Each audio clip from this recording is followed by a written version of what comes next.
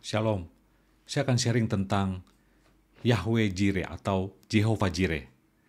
The Lord will provide atau God our provider. Selamat tahun baru dan jumpa lagi dalam channel Inspironi.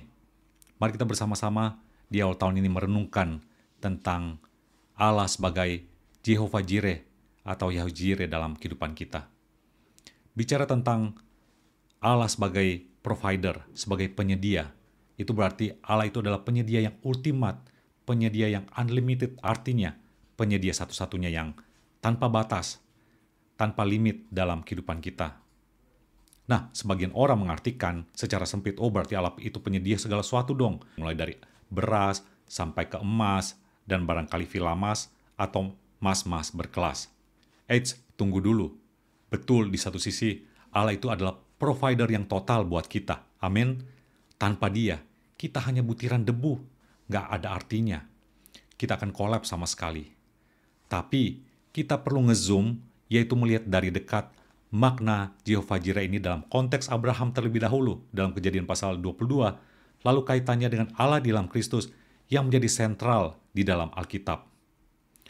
Mari kita sama-sama, kita menengok sosok Abraham dalam kisah ini. Dia menghadapi satu disrupsi yang sangat besar, suatu realita disrupsi di masa tuanya. Dan nyatanya hidup Abraham itu penuh disrupsi, sejak dia dipanggil dari kota Ur yang makmur sampai usianya usur. Lalu kini, di masa tuanya, di mana orang lansia itu pinginnya bisa hidup berleha-leha, bisa menikmati hidup, tahu-tahu Tuhan datang dengan satu surprise. Dan kali ini, nggak ada nego-nego lagi, Tuhan minta anaknya yang dikasihinya, yaitu Ishak. Untuk apa? Untuk dipersembahkan kepadanya. Ishak itu artinya apa? Ishak artinya tertawa.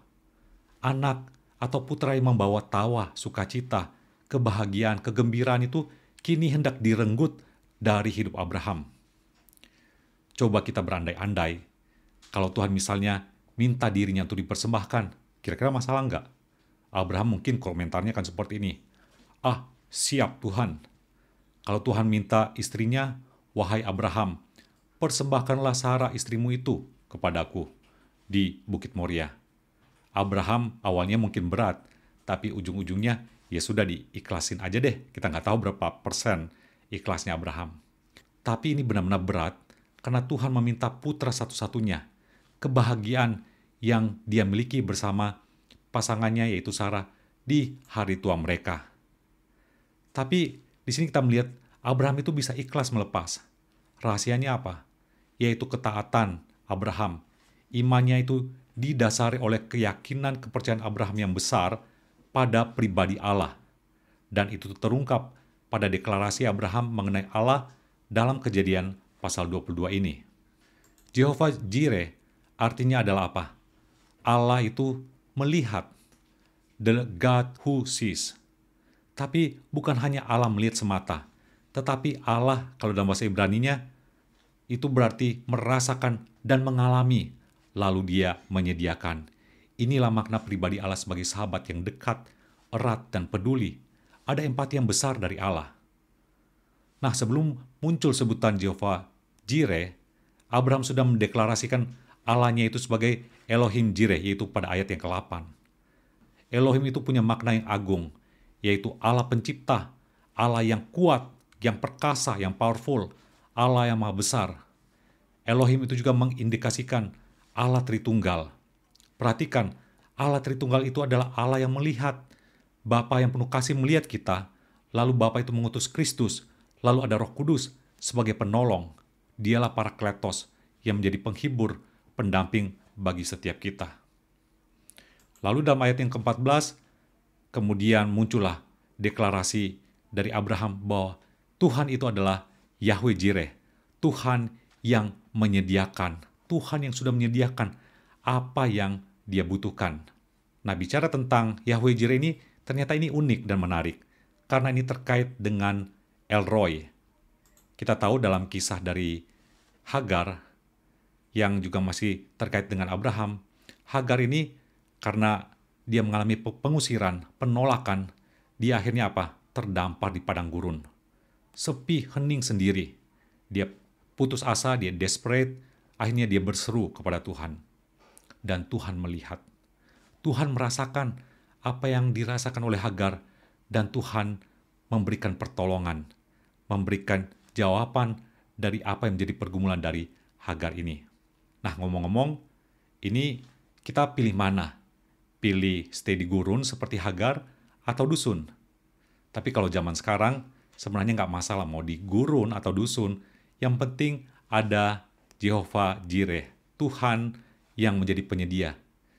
Dan jangan lupa juga, yang penting ada juga apa? Provider 4G, syukur-syukur 5G. Kita lihat di Ethiopia saja, dari padang gurun bisa bertransformasi menjadi lahan subur. Dan so pasti ada 4G atau 5G juga yang eksis di sana. Sekarang kita kembali kepada makna dari Jehovah Jireh. Apa makna dari Yahweh Jireh ini bagi kita? Itu artinya adalah apa? Allah itu melihat dan menyediakan berkat ilahi bagi kebutuhan ultimat manusia. Jadi bukan hanya Allah itu penyedia berkat materi. Ada filosofi manusia, wah, hidup itu kan yang penting, yang dicari itu, yang dikejar itu adalah kesenangan, kebahagiaan. Tunggu dulu, hidup manusia nggak sesimpel itu. Kebutuhan manusia itu nggak hanya kesenangan semata. Allah tahu apa yang menjadi kebutuhan kita yang ultimat, dan Allah menyediakan Kristus, Juru Selamat, sebagai penebus kita. Immanuel, dia datang untuk menjadi penyelamat bagi setiap kita. Dan tak hanya berhenti sampai di situ. Kristus itu menjadi gembala agung bagi jiwa kita. Dia menjadi pembela. Dia menjadi imam besar yang agung. Di dalam Ibrani dikatakan, dia berempati. Dia merasakan segala pergumulan, segala kesulitan kita. Itulah Allah, Elohim Jireh. Tuhan melihat dan Tuhan merasakan dan dia bertindak. Tuhan dia menjadi sahabat sejati yang berkorban buat kita. Allah kita itu tidak hanya menjadi sahabat bagi Abraham. Kita melihat Kristus, dia mau menjadi sahabat sejati bagi kita. Bahkan dia berkorban buat kita. Berkorban apa? Nyawa dia berikan. Semuanya dia berikan demi dan untuk kita. Bukankah ini berarti apa? Allah menyediakan, bahkan tanpa kita minta sekalipun. Tuhan, dia menyediakan kebutuhan, yaitu keselamatan, dan dia terus menopang kehidupan kita, hingga kita bisa eksis, bisa hidup sampai detik ini, sampai waktu kita yang ada di depan. Lalu, makna yang kedua di sini, Allah sebagai Yahweh Jireh. Dia menyatakan kehadiran dan penyediaannya, tujuannya apa? Agar kita bisa mempersembahkan kembali segala sesuatu yang kita miliki itu hanya kepada Dia, hanya bagi Dia. Jadi kehadiran dan penyediaan Allah itu, lagi-lagi jangan kita pikir kita klaim itu hanya untuk kepentingan atau hanya untuk hidup dan hanya untuk kegunaan diri kita sendiri. Tetapi segala kehadiran dan penyediaan Allah itu, sejatinya itu adalah apa? Untuk dipersembahkan kembali dan kita serahkan kembali kepada Dia. Abraham itu, dia bisa ikhlas melepas karena dia tahu bahwa Allah itu adalah penyedia tanpa batas. Nah, saya jadi ingat ketika anak saya men-set di wallpaper di PC itu, yaitu bagian dari Roma pasal 12. Roma pasal 12 ini menarik. Ini bicara tentang bagaimana kita itu mempersembahkan tidak hanya sesuatu yang parsial dari hidup kita. Dikatakan bahwa karena itu, saudara-saudara, demi kemurahan Allah aku menasihatkan kamu, supaya kamu apa?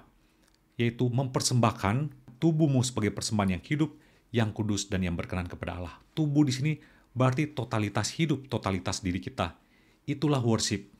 Itulah persembahan bakti kita, pelayanan kita kepada Allah. Jadi worship itu bukan hanya pada waktu kita datang atau beribadah, mau hybrid, mau online, pada hari Minggu atau pada jam kebaktian, atau pada waktu saat teduh, atau waktu-waktu doa kita, waktu-waktu fellowship, waktu persekutuan kita. Tetapi dari setiap momen, setiap musim dalam hidup kita, dari detik ke menit, ke hari, minggu, bulan, di sepanjang tahun, maka semua waktu itu adalah bagian-bagian di mana kita mempersembahkan sepenuhnya, seutuhnya hidup kita kepada Allah. Dan itulah satu persembahan yang menyenangkan dan yang menyukakan Allah. Seperti persembahan dari Abraham itu benar-benar totalitas. Nggak ada yang ditahan-tahan, dia persembahkan kepada Tuhan. Itulah yang Tuhan inginkan. Dan Abraham memberikannya itu dengan ikhlas kepada Tuhan. Nah, sekarang kita melihat bagian berikutnya. Ketika Allah itu menjadi penyedia berkat bagi kita, tujuannya sekali lagi bukan semata-mata kita nikmati sendiri, atau kita menjadi orang yang egois yang hanya menikmati demi diri kita atau demi kepentingan kita semata-mata. Tetapi ketika Allah menjadi penyedia berkat, maka Dia menginginkan kita menjadi saluran berkat-Nya di tengah-tengah dunia ini. Itulah misi. Misi kita hidup di dunia ini adalah apa? Adalah untuk menjadi berkat. Jadi jangan cuma sekedar keselamatan, lalu menikmati hidup. Betul, kekristenan itu paradoks. Satu sisi, kita menikmati anugerah demi anugerah dari Tuhan, tetapi kita juga mau bekerja keras, mau berusaha, sehingga kehidupan kita itu sungguh-sungguh juga menjadi berkat dan bisa memiliki impact atau dampak di tengah-tengah dunia ini. Pada waktu kita diberkati, jangan hanya mikir, oh nanti upgrade device, gadget, atau upgrade segala sesuatu yang kita miliki yang kita rasa, wah ini masih kurang. Tetapi seharusnya yang kita upgrade itu adalah bagaimana kasih kita kepada Allah, kasih kita kepada sesama, kita melayani di tengah-tengah dunia ini. Sungguh-sungguh kita mau menjalankan misi Allah itu di tengah-tengah kesempatan yang Tuhan berikan. Seperti Abraham itu, hidupnya menjadi berkat, maka kita dipanggil juga untuk satu misi yang sama. Nah, karena itu, serahkan semua pada yang di atas, yaitu pada Tuhan.